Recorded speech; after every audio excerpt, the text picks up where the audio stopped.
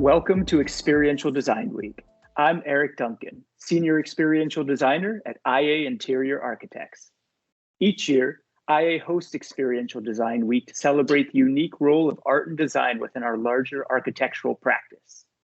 This year, we'll be joined in conversation by a roster of creative luminaries from around the globe to discuss their creative processes, to consider the value of experience, and ostensibly to draw connections between their work and our own. For each conversation, I'll be joined by one of my colleagues at IA, each of whom bring their own unique perspective and will also ensure that I won't be the only voice you hear this week. Today, I'm fortunate to be joined by Julie Magus, Senior Director of Experiential Design and self-professed sign geek. Known in equal measure for its culture and spectacle, Las Vegas is now rightly considered to be one of America's great cultural epicenters. I don't have to tell you, it's a destination beyond compare.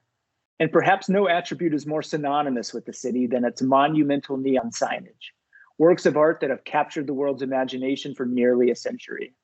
That's why we're so grateful to speak with today's guest, whose work not only celebrates this unique cultural heritage, but preserves it for generations to come. I'm speaking, of course, about the Neon Museum, and we're incredibly privileged to speak with its executive director. This is going to be a good one. Aaron, would you like to introduce yourself? Thank you so much for having me. I'm Aaron Berger. I'm the executive director at the Neon Museum. I think I'd be qualified as a sign geek myself. I'm a history nerd. I'm all things nerdish and geekish. So I feel like I'm in good company. Absolutely. Well, Aaron, when we think about the world's most famous signs, we think about the Hollywood sign, Radio City Music Hall, and of course, the Welcome to Fabulous Las Vegas sign. Neon signage has become so synonymous with the built environment of Las Vegas. And I wonder if you can tell us how this came to be. Vegas's first neon sign was installed in the 1920s. Is that right? That's right. It was the Osiris Cafe. And it's a sign, unfortunately, that has been lost to history. But we have pieces in our collection that date back to the 30s. So we're fortunate to have that. And neon is really unique in the desert in particular. I think it's one of the reasons that it's really kind of endured. But one of the things that I always like to try and picture, and I think one of the reasons I love this city myself, is if you're driving from LA or Phoenix or Salt Lake City, you're driving from one of these other metropolitan areas and you're coming across this vast wasteland of dozens of miles, if not hundreds of miles, that just don't have anything. And you see this sort of amber or orange glow in the distance. You can see a neon sign 15 miles away in this total darkness and, again, lack of any other artificial light. So for many people, this neon sign is what beckoned you off the highway. It's the place that was a source of respite. It was a place to rest, a restaurant, a cafe, a bar, or a hotel motel. So it was this sort of beacon for a lot of people. And I think that sense of rest is still alive and true with these signs, which is one of the reasons it's just groovy stuff. Well, Aaron, what is the earliest sign in your collection? What is it a sign about? So we have a sign from the Green Shack. The Green Shack dates. I know it's a great name. The Green Shack was a very, very popular restaurant and bar that dates back to the 30s. It was patronized very, very heavily and almost exclusively by the workers going to and from the Hoover Dam. So we've been trying to date this sign. And the one thing that we know is that it is, we had dated it in the early 30s originally, but we know that it's a little later because it actually advertises cocktails. And so we know that it's after Prohibition.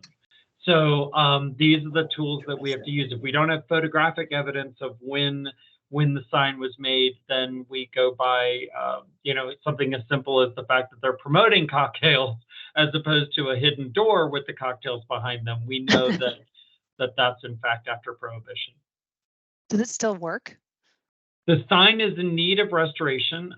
It is on display, so you can see it, but it is we have a list of sort of high priority signs that are either the most fragile or the ones that have the most historical significance that we want to have restored. And it is in the top 3 of our top 10 list. Well, a great neon sign always sparks my sense of wonder. What is it about neon signage that captured your imaginations? So for me, again, I think that the idea that there is this competition for attention in Las Vegas in particular, right? And it's true for many cities, but Las Vegas is really the best litmus test for this. And that is, how do you get someone who's in a car to turn into your casino, your restaurant, your motel? And so the signage becomes this the most effective method for trying to do that. And so whether it is, again, the color choicing that's being used, so whether it's neon or argon that helps create those colors, or it is the size of the sign itself, the placement of the sign, or the animation. Does the sign have some sort of motion to it that is going to, again, grab that attention? The power of long design. Answer. Yeah, no, I love that but it answer. is the power of design. You're absolutely right, and truly, I think that's something that you can evaluate. You can look at a sign and say, in our collection, we have the Yucca Motel, which is one of my favorite signs in our collection. Because it is beautifully done, and from a neon perspective, it is probably one of the most complex and difficult pieces to actually construct. And I'm happy to go into details about that. But the other reason is the shape of it is sort of a triangle that points you into the entrance of the motel, right? So if you think about the Sonic restaurants of today, and the Sonic restaurant is actually, their sign is an arrow saying, "Come in here." And so that psychology has been proven over time. So the Yucca dates back, 6 decades. Sonic is using that same mentality today. Yeah, it must still work, right? There you go. Exactly. So I hate to admit this, but I've actually never been to Las Vegas somehow. But I'm definitely a fan of your museum and have been watching and reading about it for years. It's on my bucket list. Can you describe for me and for anyone else who's never been, what the experience is like to walk through the neon Boneyard? Sure. So let's take this in 2 pieces, because you haven't been to Las Vegas, and there are lots of people who haven't.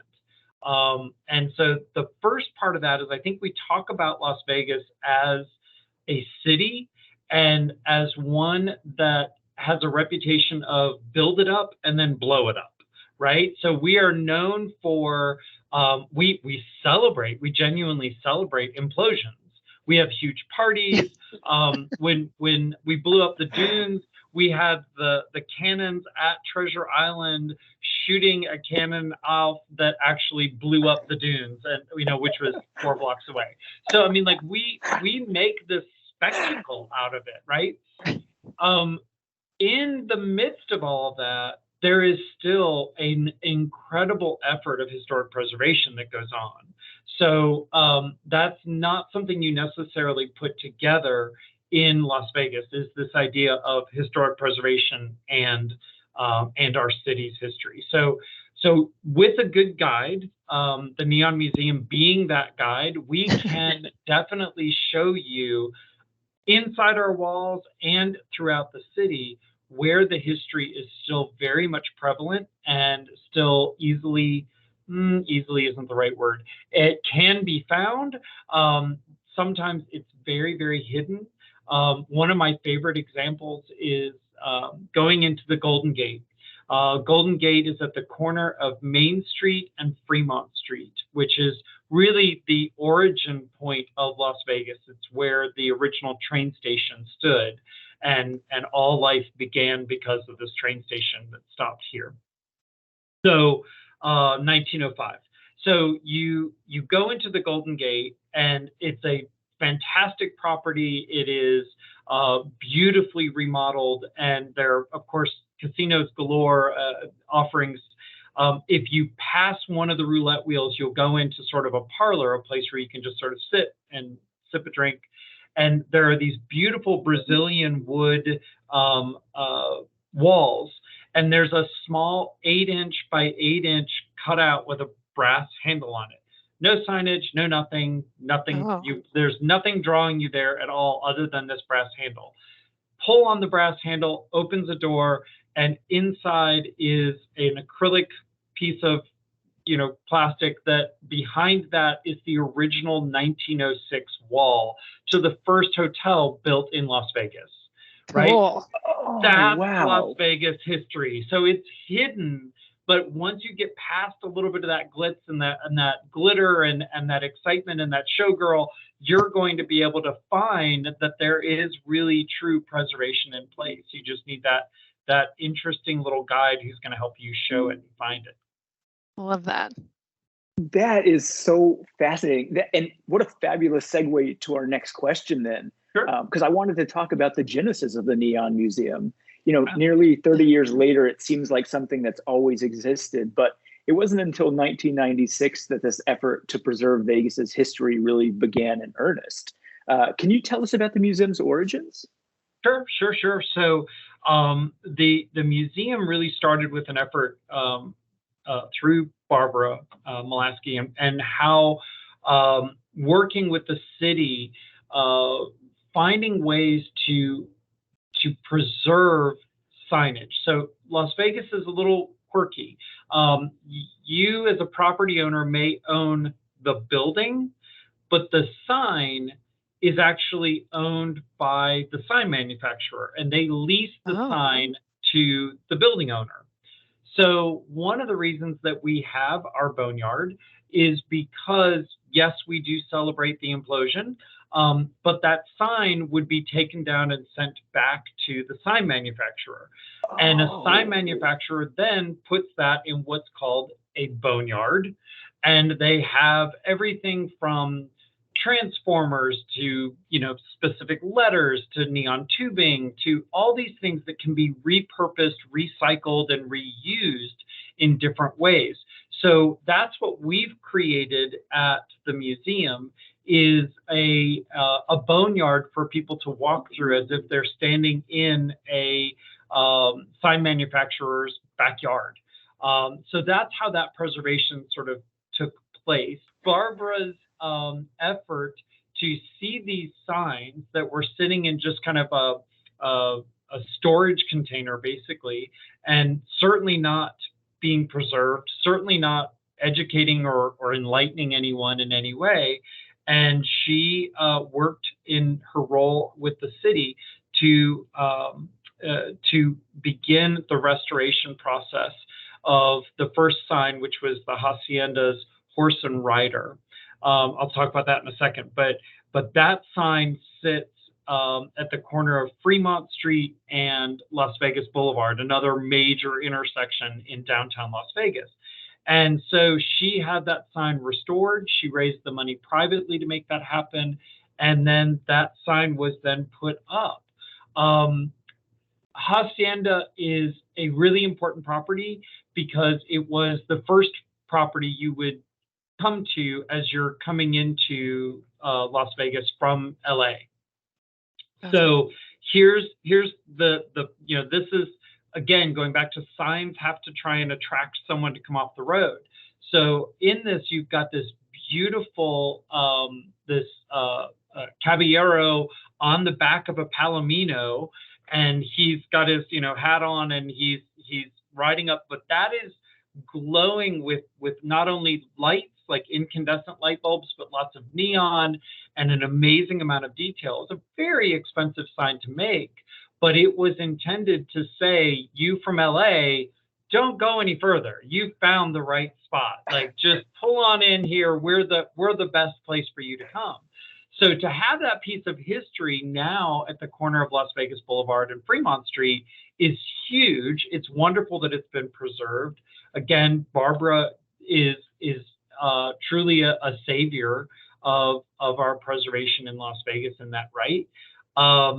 And what we have since discovered in that time period is that this may be one of the first signs in American culture that's actually depicting a non-white person as its subject matter. So again, it's a caballero. There were often many times Native Americans that were in neon, but they were often caricatures. Or they weren't representative of the area in which they live, and we have examples of those as well. But this was not a caricature in any way. This was not.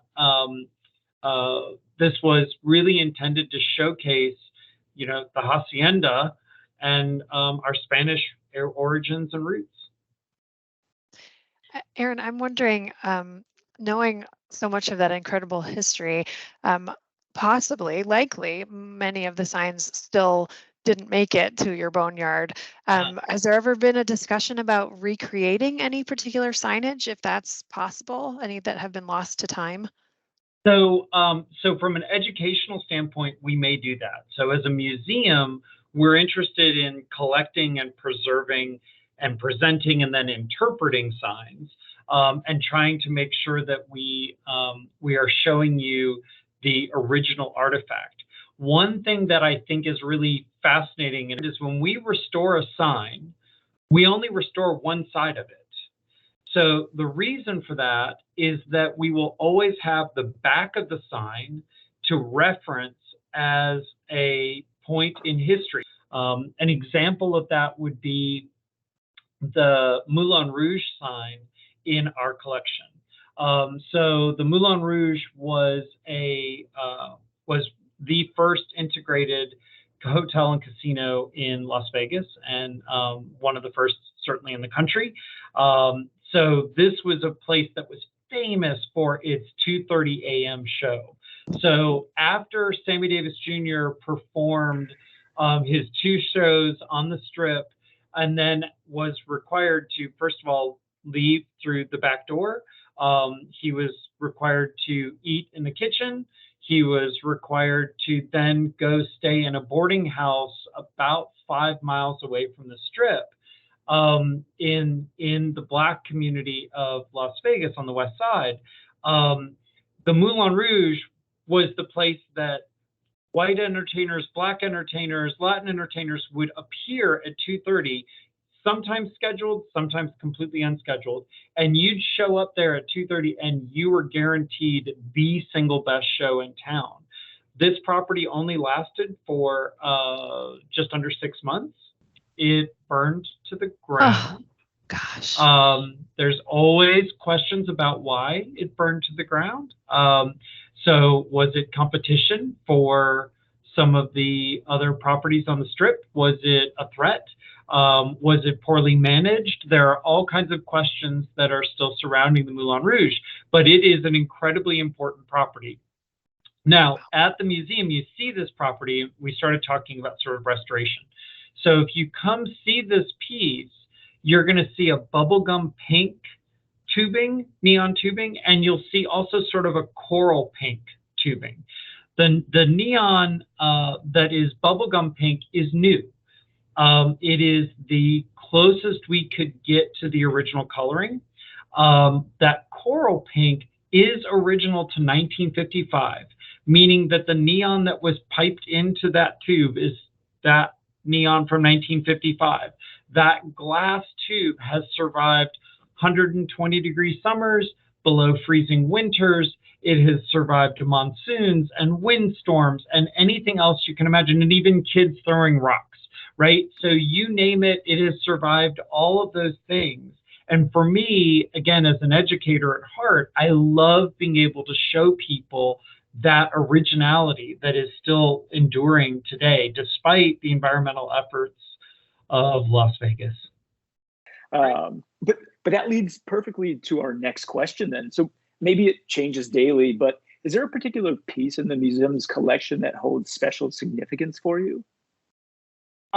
There are so many that hold. Moulin Rouge, definitely because of its historical context. There are others that I mentioned, the yucca.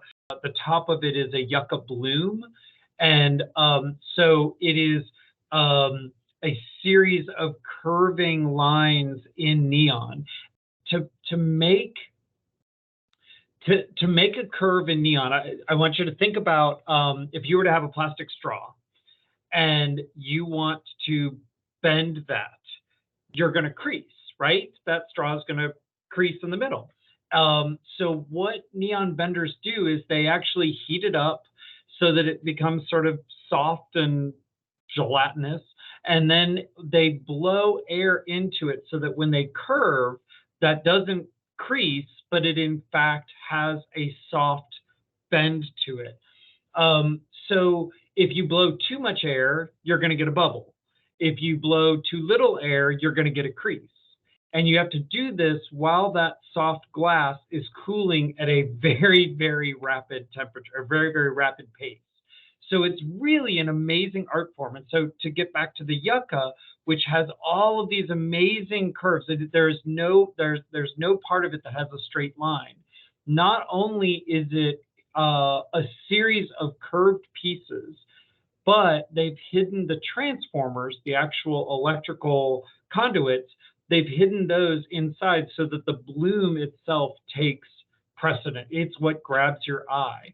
The amount of labor that goes into this, the amount of time that goes into this, the expense of this is overwhelming, and it is definitely something that I love.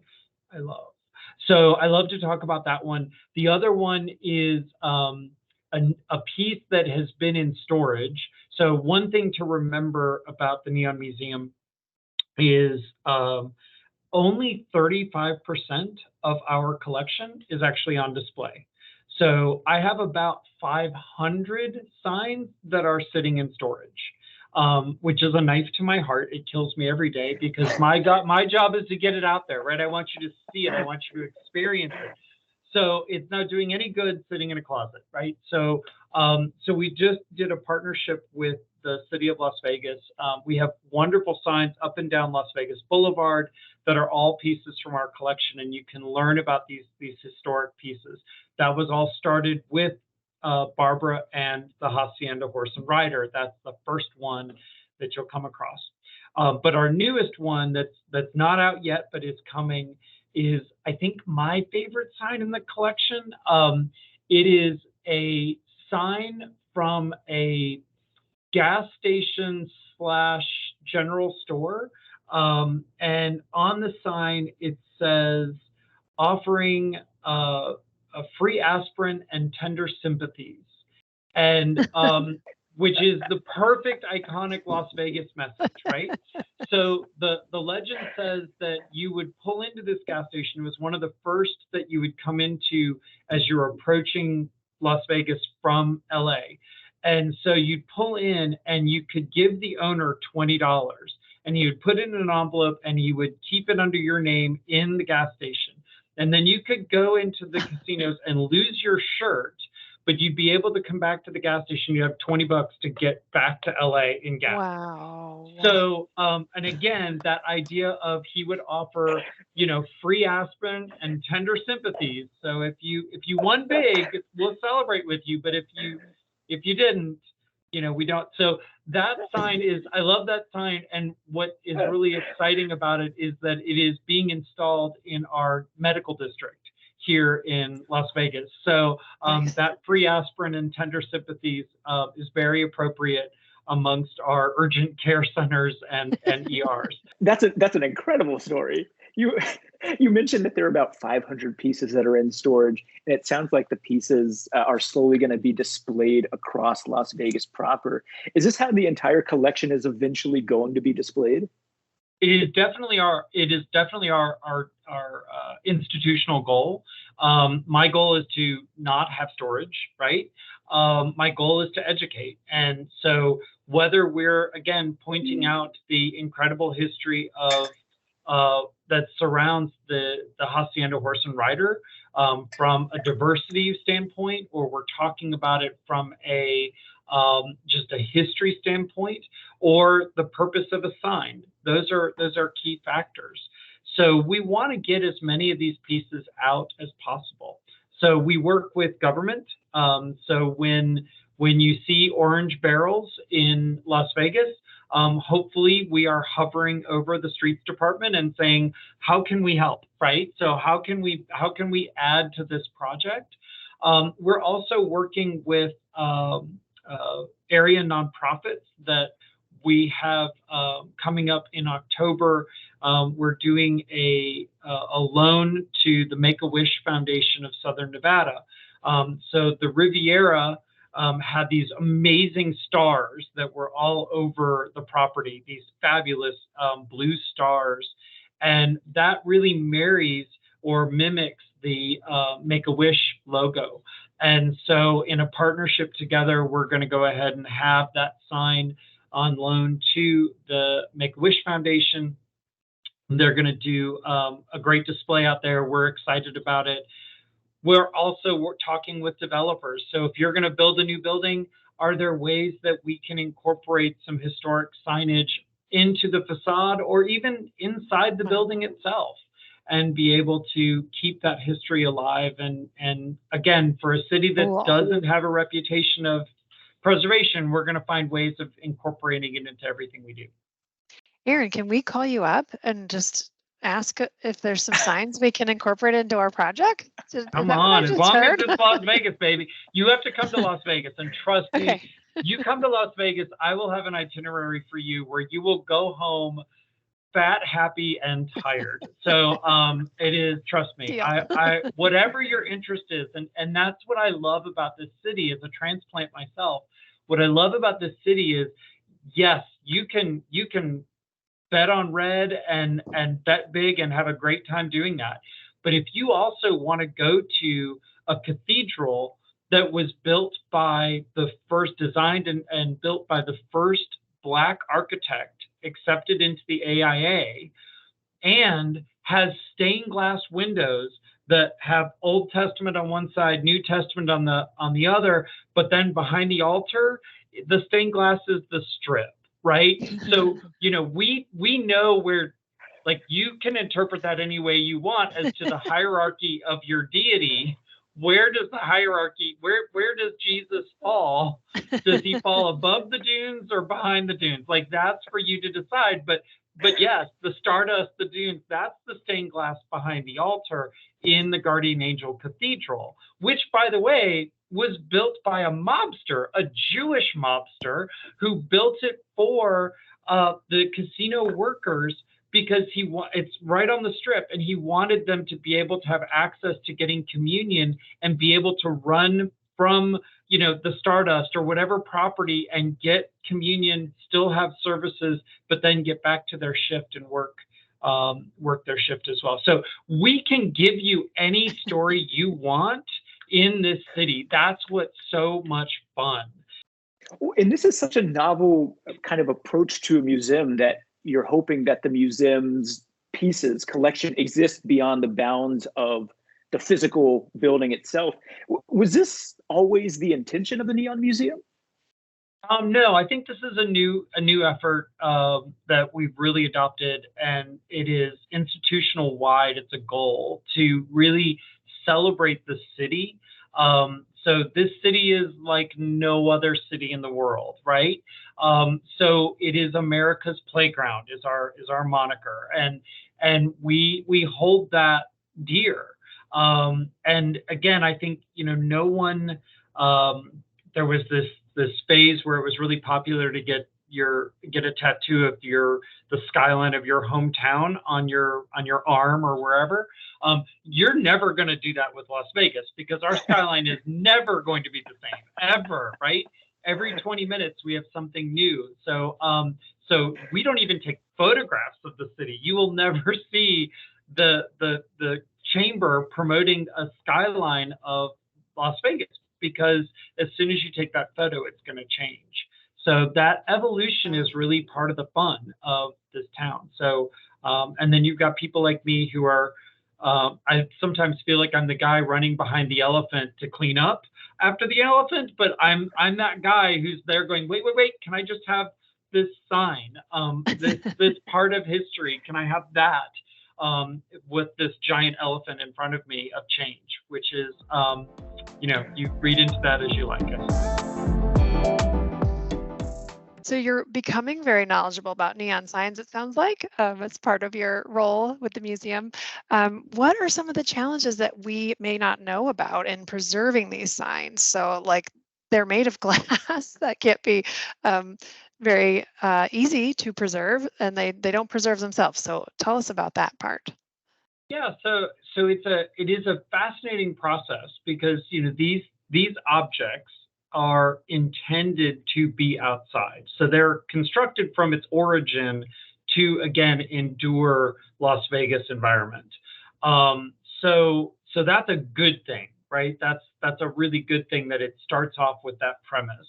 But that said, there's always ongoing maintenance. There's always constantly a transformer blows, a windstorm comes up and shatters glass. So these are things that constantly keep us, and the need for funding, truly, to keep these signs preserved, the ones that we have already restored. And then we have others that are on our list. I mentioned before that we have sort of a short list of ones that have either historic significance, like really, really juicy, exciting stories that we're dying to tell, or they're the ones that are the most sort of in the most fragile state. And so we have a list of those that we kind of keep going, and we go out and talk with different funders, and whether it is something that appears on their property, or it's something that stays in the Boneyard, or it goes out into public lands, we're excited to educate regardless, as long as the piece is safe. Sounds like a lot of work. It is a lot of work. It's a lot of work. And let me tell you, there is, yes, it's never done is the bottom line. I mean, again, so out of the 200 signs that are on display in the Boneyard, 24 are lit. So that just kind of gives you an idea of how much we have, we could do, certainly. But there's, again, we really kind of prioritize that restoration process. That's a kind of scale that it's truly hard to comprehend. That's incredible. Yeah. So you're looking at literally 10% of what is on display at the Boneyard has been restored. And then we're not taking into account the other 500 that, again, I have back in storage. So yeah, we've got a lot of work to do. And I didn't even mention how much more we're still collecting, right? So this week alone, I'm going to the Mirage, and the Mirage is changing hands. So it is going to become a Hard Rock property. We are really excited about this, but the Mirage as an architectural structure is incredibly important to the history of Las Vegas. It transformed Las Vegas in about 11 different ways. It's the first property that started to say the casino is not the most important part of this property. It is also what developed the mega resort. So as the Hard Rock's coming in, which we're again celebrating because they're going to be putting in a giant guitar on the center of the strip. It'll be our newest duck in Las Vegas, and we will celebrate that. But I need to go in, and again, I'm meeting this week to go collect as much as I can and put my little red stickers on things in that property and say, this comes to Aaron. No, this comes to Aaron. So I'm greedy. I'm trust me, I'm not the guy you want at your front door. So yeah. Well, this is actually my favorite question of the day. DEI, diversity, equity, and inclusion has become such an important driver for our firm's success. And it's been so fascinating to learn that the history of Las Vegas's neon signs is also a history of diversity and inclusion. You mentioned the Hacienda Hotel, but I wondered whether you could speak a bit about how other marginalized groups are represented and celebrated in this history. I think that's so great that you take that as a priority, and I share in that, and our organization shares that as a priority. So Las Vegas has amazing stories of people who built the city, and often we look at the casino owners as the people who really shaped the city, but there are a lot of stories of women, the LGBT community. We were doing female impersonation shows as early as the 30s in this town, right? People were coming from around the world to see what were called at the time male actresses, to stand on stage and either impersonate celebrities of the time or create their own personas. Again, the stories of women, Betty Willis. So you brought up the Welcome to Fabulous Las Vegas sign. That was designed by Betty Willis, a woman working in a very male-dominated industry. She designed it, she created that sign, and she did it without a copyright, by intention. This was her gift to the city. And so that has been, now it's licensed and protected. But it is, that's not something she, financially benefited from. So you have the Moulin Rouge that I mentioned as well. The Moulin Rouge was also designed by Betty Willis, and the script in that sign is actually her handwriting. So it's those kinds of stories to be able to highlight the stories of the Latin community. And it doesn't have to be necessarily an industry worker. We had the longest strike in American history here that lasted over 6 years with the Culinary Union. This very deeply affected the Latin community here and the Spanish-speaking community in Las Vegas. And so to hear that story of how people endured for 6 years, they still got their checks through the union, but were fighting for equal pay to the best of their abilities through the frontier property. And so there's a great story to be able to tell that doesn't have to be the name that was in lights, right? There's a real commitment for us to do that. So as we're coming up on Hispanic Heritage Month, our tours will shift to highlighting those stories. For Women's History Month, same thing. For Pride, Black History Month, we really try and highlight these individual stories in these months. So these stories are there, but they're told throughout the year. So we don't by any means, take our pride flag down on June 30th. We actually let our pride flag fly year round, because we have all this information available to you through our website. And so that is just continuing to educate throughout the year. So the book Learning from Las Vegas is required reading for all architects, and the museum is using one of its premises, the Duck versus the Shed, as a namesake for a new event that celebrates Vegas's architecture, design, and culture. Can you tell us more about Duck Shed and how it came to be? I looked at the schedule, and there are some really cool events on the schedule this year. Thank you. I'm so glad you are enthusiastic about it, because I remember coming to Las Vegas for the first time, and I could never figure out what time it was. Right? I couldn't, show me a clock, for the love of God. What is it like? Am I supposed to be having lunch now? I don't know. And so it was so confused. No bedside clocks, right? No alarm clocks, nothing. And the ceilings were really low, and there was always this kind of strata layer of cigarette smoke. And everything was dark. It could be noon, but it was still dark in that casino space. And that was all by design. It started a fascination in me of this psychology of how casinos are made.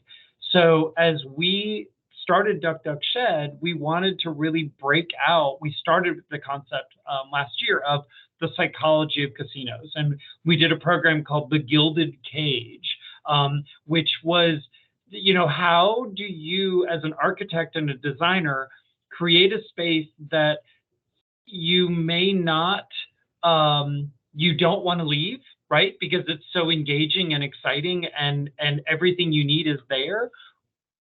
Or you can't leave because you don't know how to get out of that room, right? Like, how do you design that space? And we have a property in town that changed out its carpet 7 times. Huge, enormous expense, because they found that the carpet was actually creating traffic patterns within the property that they did or didn't want. And so all of these considerations are things that we explore in Duck Duck Shed. So something like what many people would think is as mundane as carpeting actually has a really strong effect and a really strong psychological subliminal effect on our visitors. So we also have, with Duck Duck Shed, we have architecture is a major focus. This year we're looking at Sphere, which is sort of the newest duck on the property. And for your listeners who I'm sure have a familiarity with learning from Las Vegas, you know what a duck is, but in this case, the Sphere is a sphere. But when it was being built, many of us who live here called it the Death Star, because that's what it looked like, just kind of like resting in the middle. Now that it's actually illuminated, we have traffic jams throughout this part of the city because so many people are stopping to video video with their phones, and they're just stopping traffic. Because this is such an incredible piece of architecture, and it is truly changing perspectives, and it's fantastic. So this all is being explored through Duck Duck Shed, and so we'll have incredible names in architecture like Christopher Hawthorne, who was the architecture critic for the LA Times, the chief design officer for Los Angeles. He's coming to do a session on still learning from Las Vegas and why that book has relevance today as it always has. The one thing that excites you, we're doing a backstage experience at Cirque du Soleil. You're right, with O, which is many people's favorite show. So this is a chance to meet cast members, stand on the stage, see the hydraulics of how the stage disappears and reappears and the water that's involved, and talk to the artistic director and the technical director. How do we do these death-defying feats? So having that experience. So all of this is crammed into 4 days.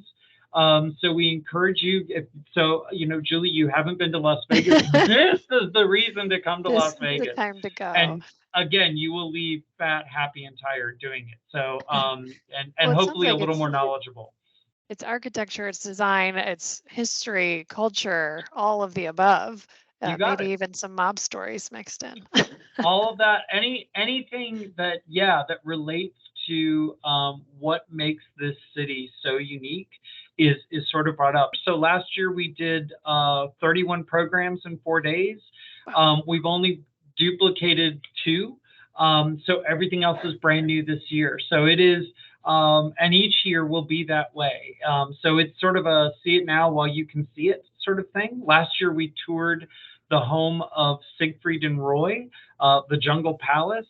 And I can tell you, for as extravagant and over the top and amazing as they were on stage, their house matched every bit of it, right? So just a really brief Siegfried and Roy story. So in Roy's bedroom, he had a little box next to his bed, and it had a red button. Roy would work late into the night on various projects, coming up with the next act, the next illusionary masterpiece that he was going to develop. And so he would go to sleep, and he had blackout shades in his room. That red button that I mentioned, he would push that button, and immediately music would play throughout the grounds and throughout the house. And that told the staff, Roy's awake. But the other thing it told was the animals, Daddy's awake. And so immediately Satara, a 900-pound lion, was released from her pen, and she would go waltzing through the grounds, climb up the stairs, go into Roy's bedroom, and climb into bed with him every time that music was played. So like, this is an experience that we offered during Duck Duck Shed. No, you did not get to sleep with Satara. No. But you got to go through the house and hear these stories from the people who worked in the house, who lived in the house, who were in line outside the conference room that was in the house, you know, waiting to discuss everything from pay to the next performance. I'm definitely sorry I missed last year. I am going to try to make it to Las Vegas in early October because I'm dying to hit up some of these programs. They're really, really fun. Again, the access, so we're going to see Darren Aronofsky's production of Postcard from Earth, which is his feature film. This is an Academy Award-winning director, filmmaker, and his production is going to be inside Sphere. So you'll be able to understand this unbelievable architectural feat.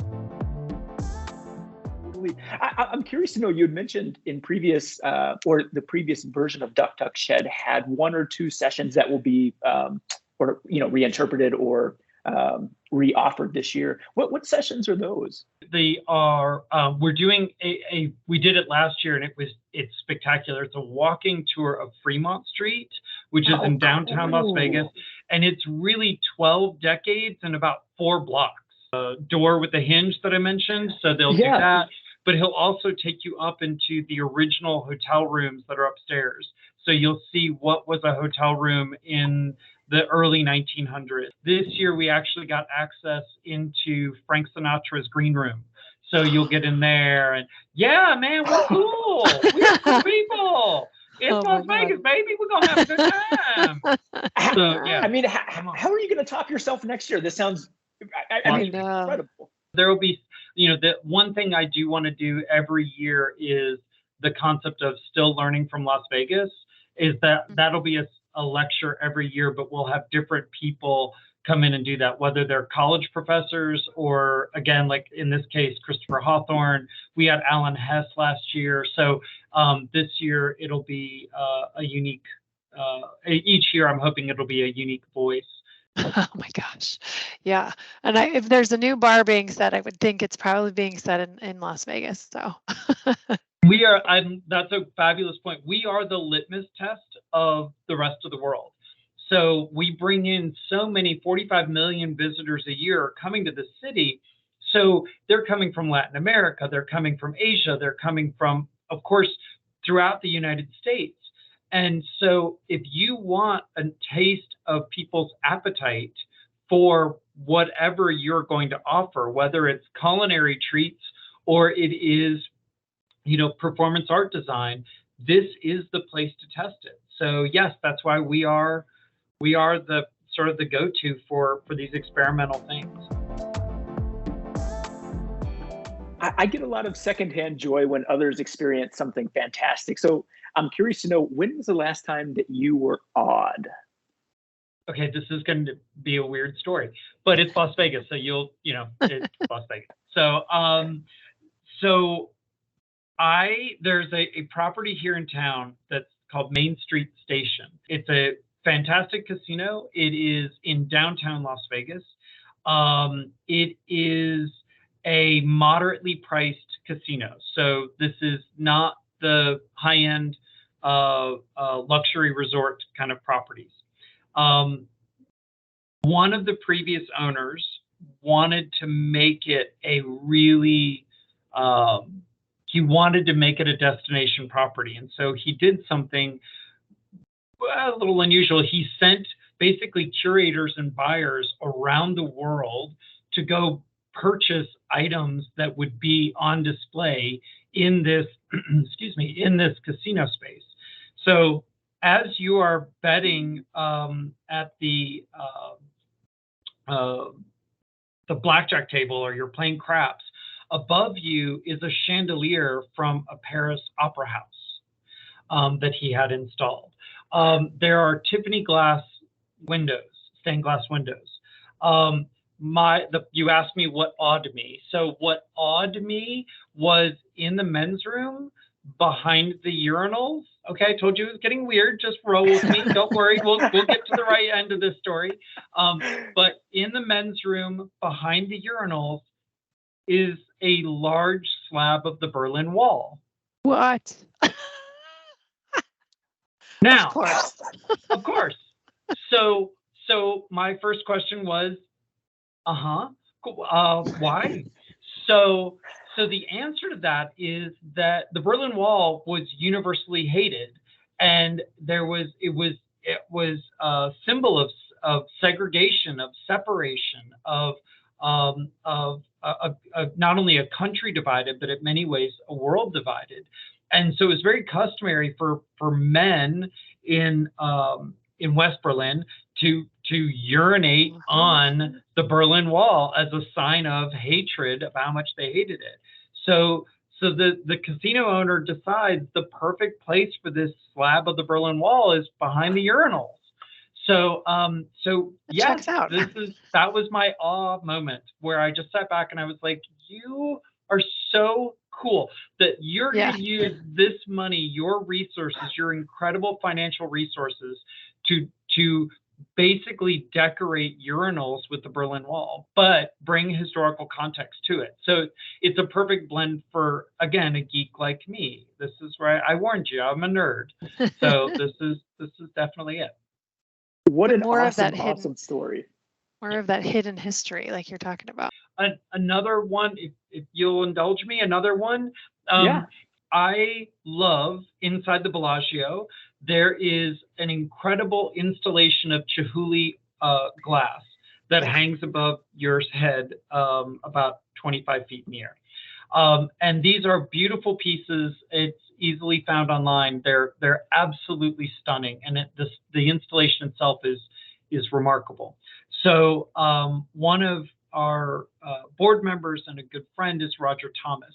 Roger Thomas was the designer for Steve and Elaine Wynn, who built the Mirage, built Treasure Island, built the Bellagio, then Encore and Wynn. Elaine Wynn at the time was really enamored with Chihuly as an artist and wanted to find a way to install Chihuly pieces inside the Bellagio. So they go to his studio, they're working with him at the boathouse, they're talking through all these things, and they come up with this concept of suspending these 200-300 pieces above basically the check-in location in the atrium. And the idea would be this is a wonderful distraction for those who are waiting in line. Well, Lords of London comes in and says, we are not allowing you to put glass into a studio space or into a public space. If one of those pieces falls, it will potentially harm a visitor. So no, you can't do it. Well, any normal person would say, okay, let's move on to the next idea. But instead, Steve, Elaine, it was largely Elaine and Roger Thomas were like, okay, we're going to find a way to make this work. So over the course of 2 years, they're working with Dale Chihuly and to find a way to continue creating that glass, but find a way to make it so that it doesn't break. So Chihuly partners with Boeing. Boeing uses a specific material to create airplane window glass, and they coat the finished piece in that sort of resin that goes over it. And so at one point, there's an individual on a scissor lift 30 feet in the air holding a Chihuly piece and drops it, and it bounces. And Lords of London says, you got it. You can now install this piece.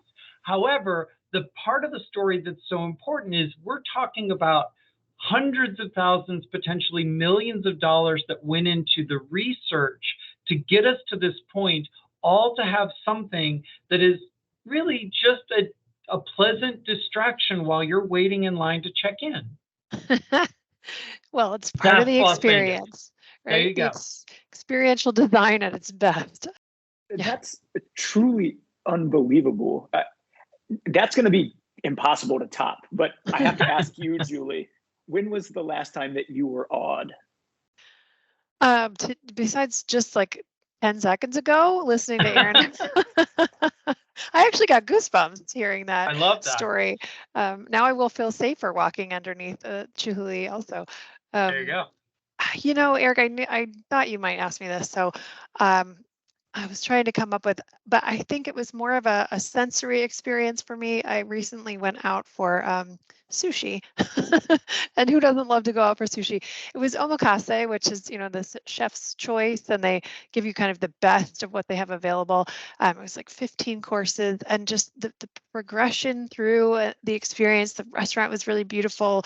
My table mates were wonderful. It was just, I just had a moment to reflect because of the kind of slow, wonderful service. How lucky I was to be at that table, and just the quality of the food. It was kind of mind blowing sushi. So a memorable meal.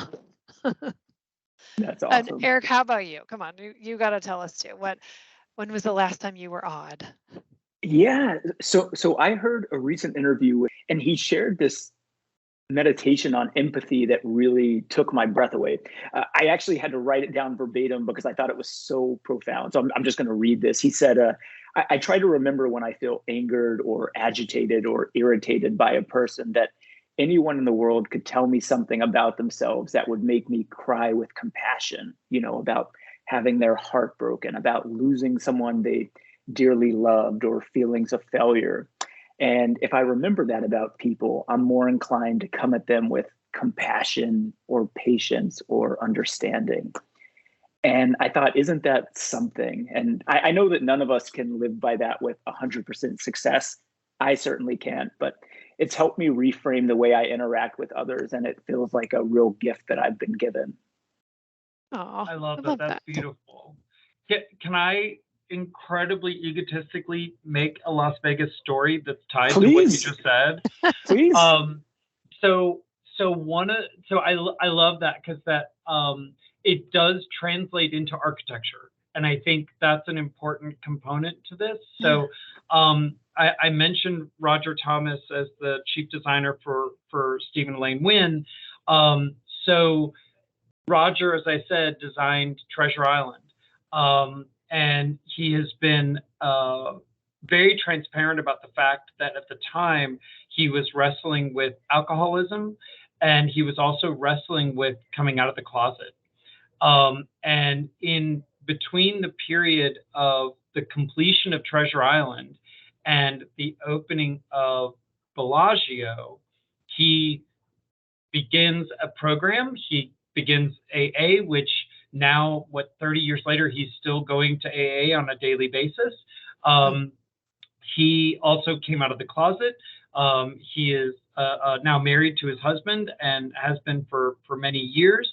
But what's fascinating about that, and as it relates to that Russell Brand quote, you can see this in the architecture. So if you look at the architecture of Treasure Island, and then you look at the architecture of Bellagio, you see a completely different persona. And it is hard to believe that the same individual is responsible for the design, for the interior, the exterior, the experiential components of both properties. And to know now the life-changing experiences of the person who was doing that, it does, there can, I don't know, can you find empathy in architecture, right? I mean, to me, there's that opportunity that, again, if you know the behind the scenes story, you know, all of a sudden there's an empathy that is there that you start to understand better. Wow. And you, Aaron, are a very good storyteller in your own right. We've learned a lot today. So I will tell you the same thing I tell anyone I give a tour at the museum. 30% of what I say is true, and you can pick what 30 that you like. So you just take it. So yeah. Well, I'm honored that I have the opportunity to personally thank you for what you've created for the neon lovers out there, the self-professed sign geeks like Julie, and the new converts who experience your incredible museum each day. The Neon Museum and its continued work are monumental achievements, and it has been such a privilege for Julie and I. Thank you for sharing your time with us today. It has honestly been my pleasure. I've really enjoyed talking with you. I appreciate your enthusiasm. I appreciate you doing what you're doing, which is getting these stories out into the ether and letting people learn. So thank you for the great work you're doing.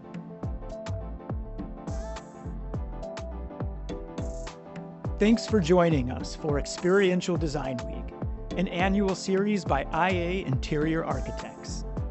If you enjoyed today's discussion, and if you appreciate great design, we invite you to visit interiorarchitects.com/EDW for more conversations with the incredible creatives we admire.